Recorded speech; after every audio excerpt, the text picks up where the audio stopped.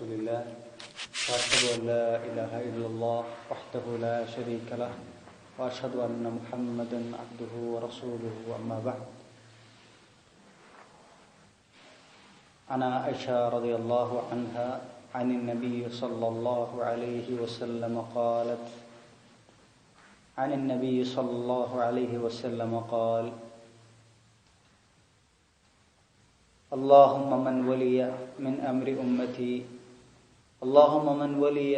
أمر أمتي شيئا فشق عليهم فاشقق عليه ومن ولي من أمر أمتي شيئا فرفق بهم فارفق به. رواه مسلم. ആയിഷ റളിയല്ലാഹു അൻഹ റിവായത്ത് ചെയ്യുന്ന ഹദീസാണ്. ആയിഷ റളിയല്ലാഹു അൻഹ അവരുടെ പേരെന്താണ്, മുഴുവൻ പേരെന്താണ്? ആയിഷ ബിൻത് അബ്ദുല്ലാ ഇബ്നി ഉസ്മാൻ അൽ ഖുറശിയ, അതുപോലെ തൈമിയ. അവരുടെ കുനിയത്ത് റസൂലുള്ളാഹി സ്വല്ലല്ലാഹു അലൈഹി വസല്ലമയാണ് വിളിച്ചിട്ടുള്ളത്. അവരുടെ കുനിയത്ത് ഉമ്മു അബ്ദില്ലയാണ്. അവർക്ക് കുട്ടി ഉണ്ടായതായിട്ടും ഉണ്ടായിരുന്നില്ല എന്നും ഒരു ജനീൻ പുറത്തു വന്നതായിട്ടും, ജനീൻ എന്ന് പറഞ്ഞാൽ റൂഹ് ഉണ്ടായതിനു ശേഷം മരിച്ച് പുറത്തേക്ക് വരുന്നതിന് ചാപിള്ള എന്നൊക്കെ പറയും. ഇങ്ങനെ വന്നതായിട്ടൊക്കെ അഭിപ്രായങ്ങളുണ്ട്. അല്ലാഹു ആലം, ഏറ്റവും ശരിയായ അഭിപ്രായം എന്താണ്? കുട്ടി ഉണ്ടായിട്ടില്ല എന്നുള്ളതാണ്. ഉണ്ടെങ്കിൽ അതെന്താണ്, തീർച്ചയായിട്ടും അത് പറയപ്പെടും. കാരണം അത്രയും വിശദമാണ് റസൂലുള്ളാഹി സ്വല്ലല്ലാഹു അലൈഹി വസല്ലമയുടെയും ഭാര്യമാരുടെയും ചരിത്രം. അവര് സ്ത്രീകളിൽ ഏറ്റവും കൂടുതൽ അറിവുള്ള, പാണ്ഡിത്യമുള്ള സ്ത്രീയായിരുന്നു റസൂലുള്ളാഹിന്റെ ഭാര്യ ആയിഷ. റസൂലുള്ളാഹി സ്വല്ലല്ലാഹു അലൈഹി വസല്ലമ സ്ത്രീകളെ പഠിപ്പിക്കുന്ന കാര്യത്തിലും അവർക്ക് ദീനിയായിട്ട് അവരെ തർബിയത്ത് ചെയ്യുന്ന കാര്യത്തിലും അങ്ങേയറ്റം ശ്രദ്ധിച്ചിട്ടുണ്ട്. റസൂലുള്ളാഹി സ്വല്ലല്ലാഹു അലൈഹി വസല്ലമ വസിയ്യത്ത് നൽകിയ കാര്യമാണെന്ത്? ഇസ്തൗസൂ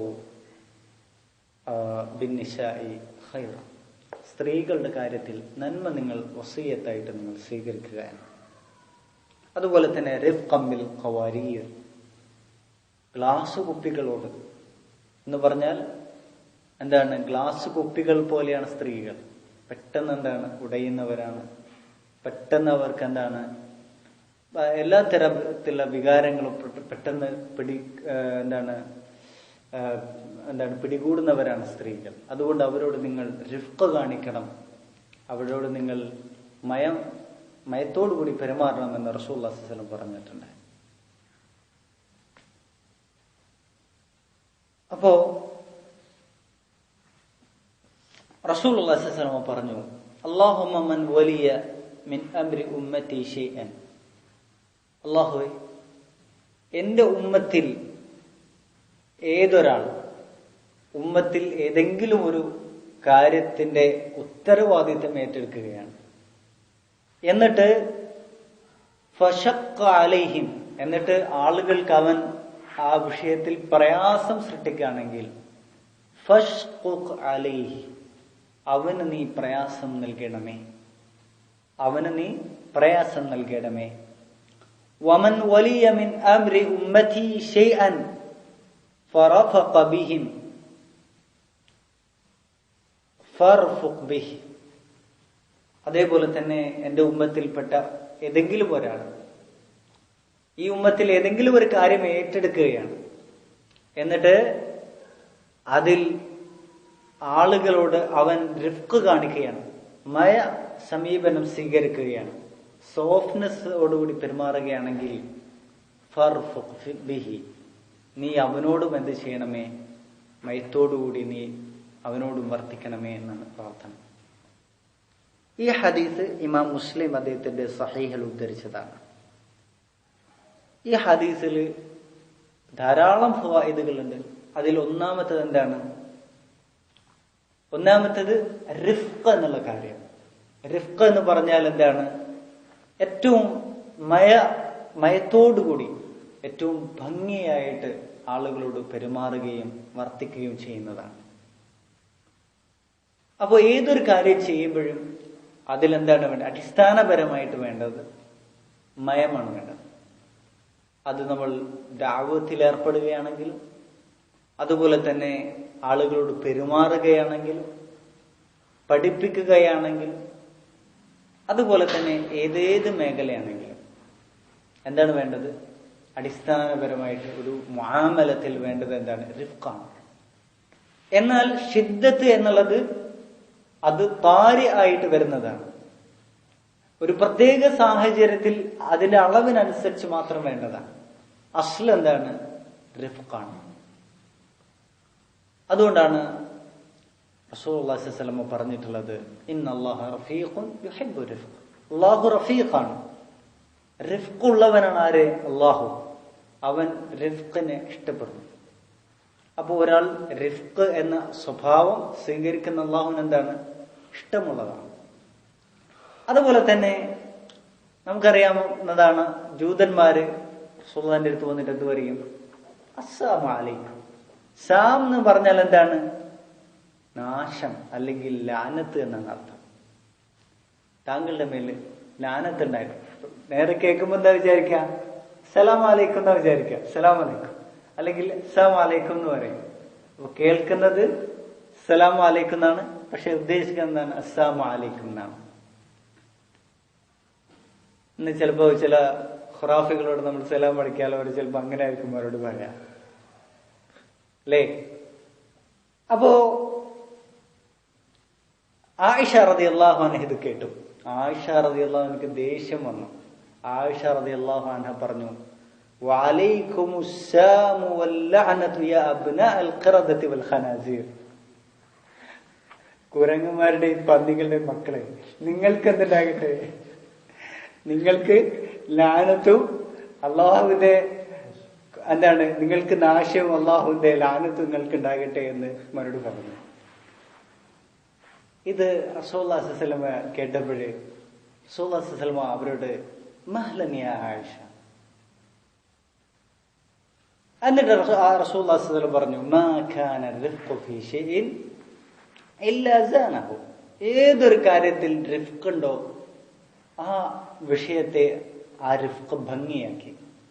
വമാ നുസിഅ മിൻ ഷൈഇൻ ഇല്ലാ ഷാനഹു. ഏതൊരു കാര്യത്തിൽ ഈ റിഫ്ഖ് നഷ്ടപ്പെട്ടിട്ടുണ്ടോ അതതിനെ മോശമാക്കി.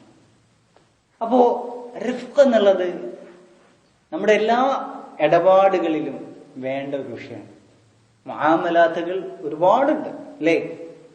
പരസ്പരമുള്ള പെരുമാറ്റം, അതുപോലെ തന്നെ നമ്മുടെ മാതാപിതാക്കളോട്, അതുപോലെ തന്നെ അയൽവാസികളോട്, അതുപോലെ തന്നെ സഹോദരന്മാര് പരസ്പരം, അതുപോലെ തന്നെ എന്താണ് എല്ലാ അർത്ഥത്തിലും കുടുംബക്കാര് പരസ്പരം എല്ലാം എന്താണ്?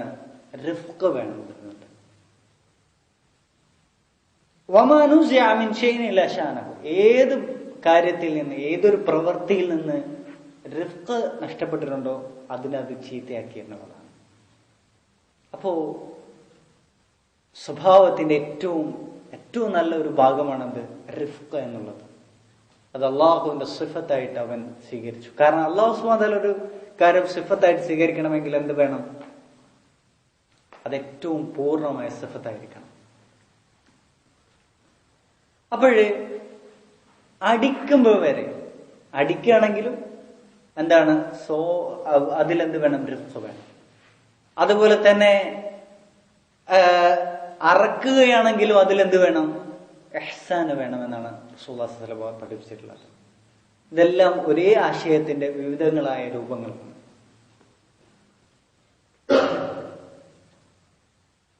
അപ്പോഴേ എന്താ പറയാ, മാത്രമല്ല രണ്ടാമത്തെ ഫായിദ ഇതിലൊരു അമാനത്ത് എന്നൊരു വിഷയമുണ്ട്. ജനങ്ങളുടെ കാര്യം ഏറ്റെടുക്കുകയാണെങ്കിൽ അത് ജനങ്ങൾക്ക് അതിലെന്താണ് വേണ്ടത്? യുസ്റാണ് നൽകേണ്ടത്, എളുപ്പമാണ് നൽകേണ്ടത്. ജനങ്ങൾക്ക് അതിൽ ഉസ്അ നൽകണം. റസൂലുള്ളാഹി സ്വല്ലല്ലാഹു അലൈഹി വസല്ലം പറഞ്ഞു, എന്താണ്? ബശ്ശിറൂ വലാ തുനഫിർ. നിങ്ങൾ സന്തോഷ വാർത്ത അറിയിക്കുക, ആളുകളെ നിങ്ങൾ അകറ്റി കളയരുത്. അതുപോലെ തന്നെ യസ്സിറൂ വലാ തുഅസ്സിറൂ. നിങ്ങൾ എളുപ്പമാക്കുക, പ്രയാസമാക്കി കൊടുക്കരുത്. ഇത് മുആദ് ബിൻ ജബൽ റളിയല്ലാഹു അൻഹുവിനെയും അബൂ മുസൽ അശ്അരിയെയും യമനിലേക്ക് ദഅവത്തിന് വേണ്ടി അയച്ചപ്പോൾ പറഞ്ഞതാണ്. അപ്പൊ ഒരു ദഅവത്തിന്റെയും അടിസ്ഥാന ഘടകം എന്താണ്? ഒരു അടിസ്ഥാന സ്വഭാവമാണ് ഈ റിഫ്ഖ് എന്ന് പറയുന്നത്. അതുകൊണ്ടാണ് അല്ലാഹു സുബ്ഹാനഹു വ തആല പറഞ്ഞിട്ടുള്ളത് എന്താണ്?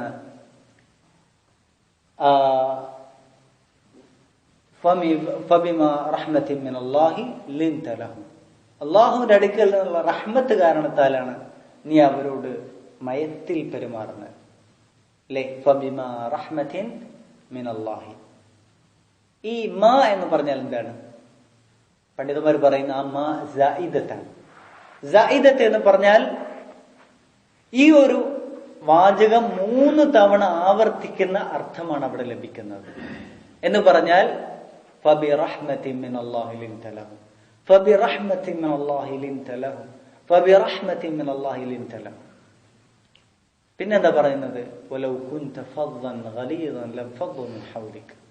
നീ വളരെ പരുഷ സ്വഭാവിയാണെങ്കിൽ, വളരെ ശിദ്ധത്തിലാണ് നീ പെരുമാറുന്നതെങ്കിൽ അവർ നിന്റെ ചുറ്റും നിന്ന് അകന്നു പോകുമെന്നാണ് പറഞ്ഞത്. അല്ലേ? അപ്പോ എന്താ പറയുന്നത്? റസൂല് അഫ്ദലുൽ ഖൽഖാണ്. റസൂല് ദാത്ത് കൊണ്ട് തന്നെ ഏറ്റവും അഫ്ദലാണ്. ആ റസൂല് സ്വഭാവത്തിൽ അല്പം എന്താണ് പരുഷ സ്വഭാവം കാണിക്കാൻ അകന്നു പോകുന്നതാണ് പറയുന്നത്. അപ്പൊ നമ്മുടെ കാര്യം എന്താണ്? നമ്മുടെ എന്താണ് ദാത്ത്, നമ്മുടെ സിഫാത്തുകളെല്ലാം തന്നെ എന്താണ്? വളരെ എന്താ പറയാ ന്യൂനതകളുള്ളതാണ്. അല്ലേ? നമ്മുടെ എല്ലാം, അത് ഖൽഖിയാണെങ്കിലും ഖുലുഖിയാണെങ്കിലും. അപ്പോ നമ്മുടെ അല്പം എന്താണ് ശുദ്ധത്തിണ്ടെങ്കിൽ ആളുകൾ പിന്നെ അടുത്തേക്ക് വരുന്നില്ല. പിന്നെ ഇങ്ങോട്ട് കാണുന്ന വേണ്ട, പ്രതീക്ഷിക്കുന്ന വേണ്ട. അപ്പൊ അതാണ് കാര്യം. ഒരു ദഅവത്താണെങ്കിലും അത് ഏതേത് കാര്യമാണെങ്കിലും ഒരു ഉദാഹരണമായിട്ട് ഒരു ഭരണാധികാരി ഭരണം ഏറ്റെടുക്കണം, ഒരു മുദർരിസ് ആളുകൾ പഠിപ്പിക്കുക എന്നുള്ള ഉത്തരവാദിത്തം ഏറ്റെടുക്കുകയാണ്. അതുപോലെ തന്നെ ഒരു പിതാവ് വീട്ടിലെ എന്താണ് റാഇയാണ്. ഇങ്ങനെ ആ എല്ലാവരും എന്താണ് അവരുടെ ഉത്തരവാദിത്തങ്ങൾ എന്ത് വേണം? റിഫ്ഖ് കാണിക്കണം. മനസ്സിലായില്ലേ? അതല്ലാതെ ഇപ്പൊ ഒരാൾ ഉപ്പയാണ്, പിതാവാണ്, ഖലാസ്. പിന്നെ ഒരു പട്ടാള ഭരണം പോലെ എന്താ പറയാ, ആളുകളൊക്കെ വരച്ച വരയിൽ ഇങ്ങനെ നിൽക്കണം. മനസ്സിലായില്ലേ? അങ്ങനെ വീട്ടില് ഉപ്പ് വരുന്നതോടുകൂടി വീട്ടിലെല്ലാം ഇങ്ങനെ എന്താണ് സൈലന്റ് ആവണം. ഇതൊന്നുമല്ല അതിന്റെ അർത്ഥം. മറിച്ച് എന്താണ്? റിഫ്ഖോടുകൂടി എന്ത് ചെയ്യണം? അവരോട് പെരുമാറണം. ഏറ്റവും ലാളിത്യം റസൂലുള്ളാഹി. പിന്നെ ഏറ്റവും നമ്മള് ലാളിത്യത്തോടുകൂടി പെരുമാറേണ്ട ആരോടാണെന്ന് അറിയുമോ? ഏറ്റവും റിഫ്ഖോടുകൂടി, ഏറ്റവും കൂടുതൽ എന്താണ് തിന്മകളിൽ അകപ്പെട്ട ആളുകളോടാണ്. കാരണം എന്താണ്? അവരുടെ മനസ്സ് എന്ന് പറഞ്ഞത് അങ്ങേയറ്റം ഖലിഖാണ്, അങ്ങേയറ്റം ടെൻഷൻ കൊണ്ട് നിറഞ്ഞിട്ടുള്ള, വിഷാദം കൊണ്ട് നിറഞ്ഞിട്ടുള്ള, അങ്ങേയറ്റം മനപ്രയാസവും മനസാക്ഷി കുത്തുകൊണ്ട് നിറഞ്ഞിട്ടുള്ള മനസ്സായിരിക്കും അവർ. അപ്പൊ അവരെടുത്ത് അല്പം അവരെന്ന് എന്താ പറയാ സംസാരത്തിൽ, അവർ പെരുമാറ്റത്തിൽ അവരെ നോവിച്ചു കഴിഞ്ഞാൽ അവരാകെ എന്ത് ചെയ്യും? ആകെ അവര് കരയുന്നത് കാണാൻ കഴിയും. ആകെ അവർ വിഷമായിട്ട് അവരെന്താണ് തകർന്നു പോകുന്നത് നമുക്ക് കാണാൻ കഴിയും. അപ്പൊ അവരോട് ഏറ്റവും മയത്തിലാണ് അവർ പെരുമാറേണ്ടത്. അല്ലേ? അതാണ് വേണ്ടത്. റസൂലുള്ളാഹി സ്വല്ലല്ലാഹു അലൈഹി വസല്ലമയുടെ അടുക്കലേക്ക് ഒരാള് സിന ചെയ്യ റസൂലുള്ളാഹി സിന ചെയ്യാൻ എനിക്ക് അനുവാദം വേണമെന്ന് റസൂലുള്ളാഹി പറഞ്ഞു. അപ്പോഴെന്താ ചെയ്യാ? നമ്മുടെ ഈ കാലത്ത് അങ്ങനെ ഒരാളുടെ അടുത്ത്, ഒരു പണ്ഡിതന്റെ അടുക്കൽ ചെയ്ത് വന്നു കഴിഞ്ഞാൽ എന്താ ചെയ്യാ? റസൂലുള്ളാഹി സ്വല്ലല്ലാഹു അലൈഹി വസല്ലം എന്താ ചെയ്തിട്ടുള്ളത്? റസൂൽ അദ്ദേഹത്തെ അടുത്ത് വിളിച്ചു, വളരെ സോഫ്റ്റ് ആയിട്ട് അദ്ദേഹം ചോദിച്ചു, എന്താണ് നിന്റെ സഹോദരിയുടെ കാര്യത്തിൽ നീ എന്ത് ഇഷ്ടപ്പെടുന്നുണ്ടോ? നിന്റെ സഹോദരിയെ മറ്റൊരാൾ സിന ചെയ്യുന്നത്, വ്യഭിചാരം ചെയ്യുന്നത് ഇഷ്ടപ്പെടുന്നുണ്ടോ? അപ്പൊ ഇല്ല, ഇഷ്ടപ്പെടില്ല. ഒരു ഫിത്രത്തിലുള്ള ആളും ഇഷ്ടപ്പെടില്ല.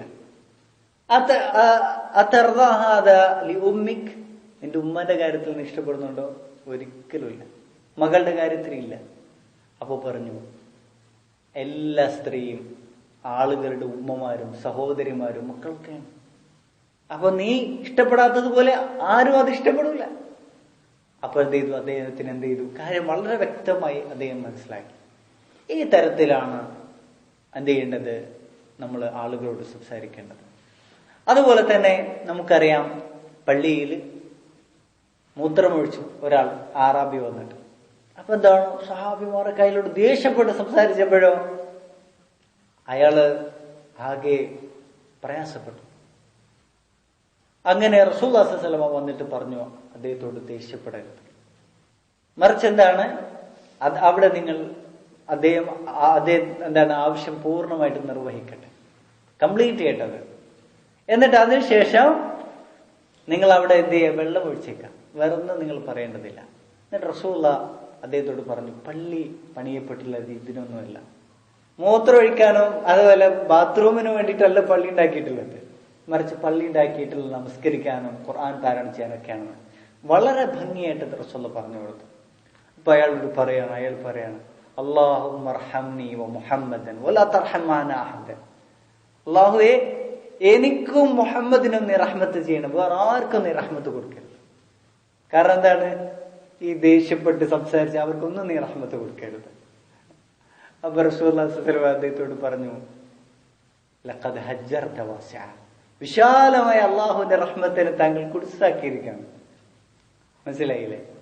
ഈ തരത്തിലാണ് പെരുമാറേണ്ടത്. എന്നാൽ ചില ആളുകളുണ്ടാകും, നമ്മുടെ സംസാരങ്ങൾ ഉൾക്കൊള്ളാൻ കഴിയുന്ന, നമ്മുടെ സംസാരങ്ങൾ അതിന്റെ എല്ലാ അർത്ഥത്തിലും ഉൾക്കൊള്ളാൻ കഴിയുന്നവരുണ്ടാകും. അവരോട് നമുക്ക് ചിലപ്പോൾ എന്ത് ചെയ്യേണ്ടി വരും, കനത്ത് സംസാരിക്കാം. അവരുടെ അടുക്കൽ വീഴ്ച വരികയാണെങ്കിൽ നമുക്ക് എന്ത് ചെയ്യാൻ പറ്റും, ശബ്ദത്തോടു കൂടി സംസാരിക്കാം. മുആദ് ബിൻ ജബൽ റസൂലുള്ളാഹിന്റെ എല്ലാം അറിയുന്ന, റസൂലുള്ളാഹിന്റെ ദേഷ്യത്തെ സംബന്ധിച്ചു, റസൂലുള്ളാഹിന്റെ എന്താ പറയാ റിഫ്ഖിനെ സംബന്ധിച്ചു എല്ലാം അറിയുന്ന മുആദ് ബിൻ ജബൽ ഒരിക്കല് നമസ്കരിച്ച സമയത്ത്, ഇപ്പൊ നോക്കി, നമസ്കാരം അതൊരു റിഫ്ഖ് വേണ്ട ഒരു കാര്യമാണ്, ഒരു ഏറ്റെടുക്കുന്ന ഒരു വിഷയമാണ് അല്ലേ, അതിൽ റിഫ്ഖ് വേണ്ടതാണ്. ബക്കറ വെച്ചിട്ട് ഒറ്റ നിസ്കാരം, ഇശാ നിസ്കാരം, ബക്കറ അങ്ങ് മതി. ആളുകൾക്ക് പ്രയാസമായി. അതിലൊരു ആള് പോയിട്ട് എന്ത് ചെയ്തു, നിസ്കാരം ഒഴിവാക്കിയിട്ട് ബാക്കിൽ പോയിട്ട് നിസ്കരിച്ചങ്ങ് പോയി. അയാള് എളുപ്പത്തിൽ നമസ്കരിച്ച് അയാളങ്ങ് പോയി. ഈ വിഷയം റസൂലുള്ളാഹിന്റെ അടുക്കലേക്ക് വന്നു. നിസ്കരിക്കാതെ നിസ്കാരത്തിൽ നിന്ന് പിന്തിരിഞ്ഞു പോയ ആളോടല്ല റസൂലുള്ളാഹി ദേഷ്യപ്പെട്ടത്. ആരോടാ ദേഷ്യപ്പെട്ടത്? നിസ്കാരം ദീർഘിപ്പിച്ച, ഇബാദത്ത് ദീർഘിപ്പിക്കാൻ പുണ്യകരമായ കാര്യമാണ്. പക്ഷേ ജനങ്ങൾക്ക് നിൽക്കുന്ന സമയത്ത് അതെന്ത് ചെയ്യണം, അവർക്ക് എളുപ്പമാക്കി കൊടുക്കണം. അപ്പോഴെന്ത് ചെയ്തു, മുആദ് ബിൻ ജബലിനോട് റസൂലുള്ളാഹി ദേഷ്യപ്പെട്ടു. അഫത്താനോ അൻത യാ മുആദ്, മുആദ് നീ ഫിത്രക്കാരനാണോ എന്നാണ് ചോദിച്ചത്. മുആദ് ആരാണ്? റസൂലുള്ളാഹിന്റെ ഏറ്റവും പ്രിയപ്പെട്ട ആളാണ്.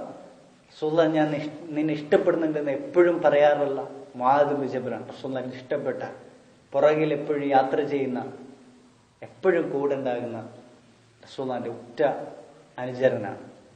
അപ്പൊ എന്താണ്, അവർക്ക് ആ വാക്കുകളൊക്കെ ഉൾക്കൊള്ളാൻ കഴിയും. അത് ഏത് അർത്ഥത്തിലാണ് റസൂലുള്ളാഹി പറയുന്നത് എന്ന് മനസ്സിലാക്കാനുള്ള എന്തുണ്ട്, കഴിവുണ്ട് അവർക്ക്. അവരോടത് പറഞ്ഞാൽ ഒരു കുഴപ്പമില്ല. മനസ്സിലായില്ലേ? ഏതുപോലെ ഒരു ഉപ്പാക്ക് സ്വന്തം മകനോട് ചിലപ്പോൾ ദേഷ്യപ്പെടാം, വേറെ ഒരു മകനോട് ദേഷ്യപ്പെട്ടാലോ എന്താ അവസ്ഥ ഉണ്ടാവാ?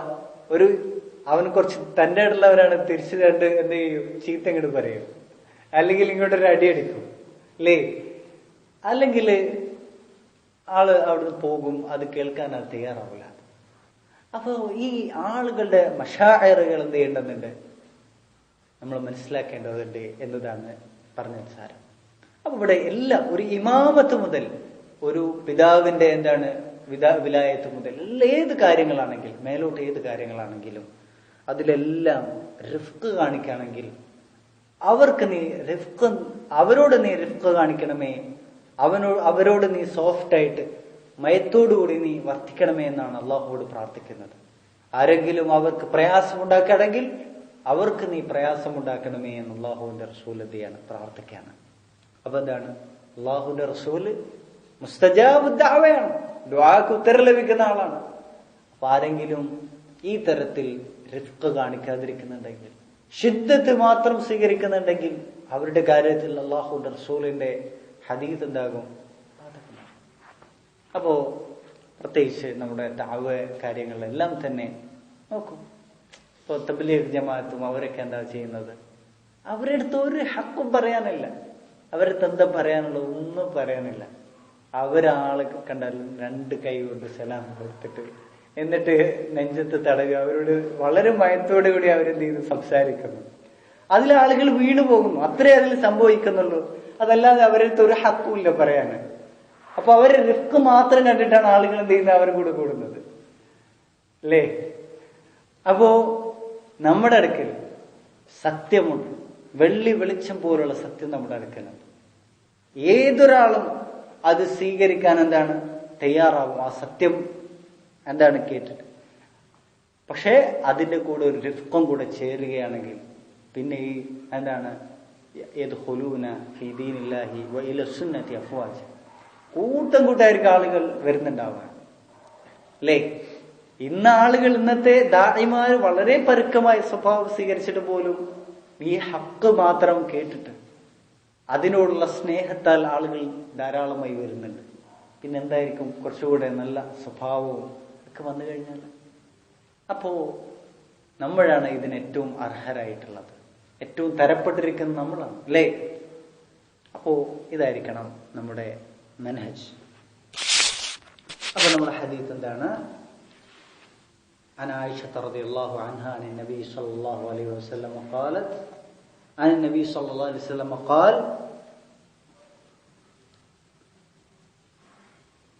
اللهم من ولي من أمر أمتي شيئا فشق عليهم فاشقق عليه ومن ولي